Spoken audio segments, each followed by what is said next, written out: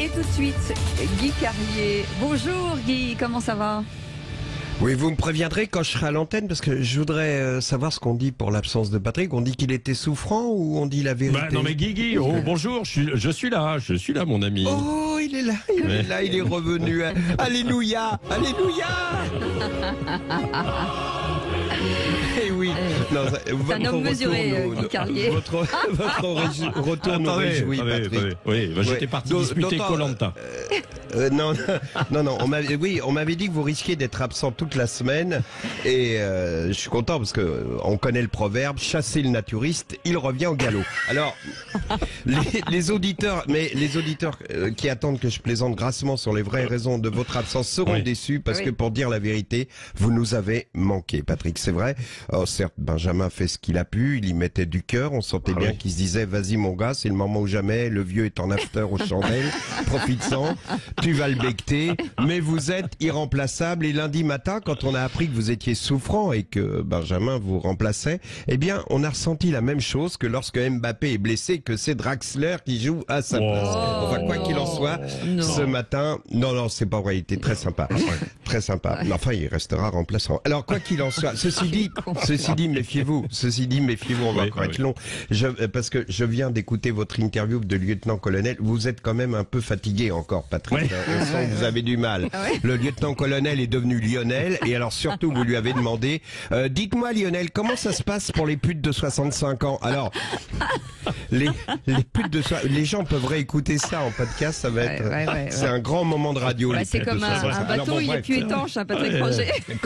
Il coule. Quoi qu'il en soit, donc, je voulais sérieusement vous parler de Yannick Jadot, qui a mis ses paroles en accord avec ses convictions, puisqu'il vient d'atteindre la parité homme-femme en matière d'ânerie politique, tant ses dernières déclarations auraient très bien pu être prononcées par Anne Hidalgo ou Ségolène Royal. Par exemple, s'agissant du foie gras. Alors, Jadot aime le foie gras et ça, évidemment, c'est incompatible avec l'écologie. Alors, il croit s'en sortir en disant, oui, je mange du foie gras, mais je suis contre le foie gras industriel. Et là, il fait une tirade sur ces pauvres canards gavés dans des usines et il incite, vous vous rendez compte, ils voient jamais le soleil, ils ont jamais vu le soleil. J'ai cru qu'il allait se mettre à chanter du Aznavour. Il me semble que le gavage serait moins pénible au soleil. Enfin, quoi qu'il en soit, je suis allé regarder sur Internet une vidéo de gavage artisanal et c'est vrai que c'est sympa. On y voit un Béarnais qui ressemble à Walter Spanghero et là, seuls les anciens savent. Pour les autres, Walter Spanghero était un joueur de rugby et dire qu'il était viril est largement au-dessous de la vérité. Pour vous donner un exemple véridique, lors d'un match France-Angleterre, il est sorti du terrain, le pif complètement éclaté avec le sang qui coulait abondamment. Il a déclaré à Roger Coudert, heureusement, il y avait mon nez, sinon je prenais le poing de l'anglais en pleine figure. Mais revenons à la vidéo d'élevage artisanal. Donc on voit notre éleveur de canards béarnais coiffé du béret basque, vêtu d'une veste sans manches en poil de chèvre, qui prend un canard, qui positionne la bête entre ses jambes et qui commence à la caresser. Oui, Patrick, je sais que cette phrase évoque le repos des légionnaires, mais essayez de vous concentrer.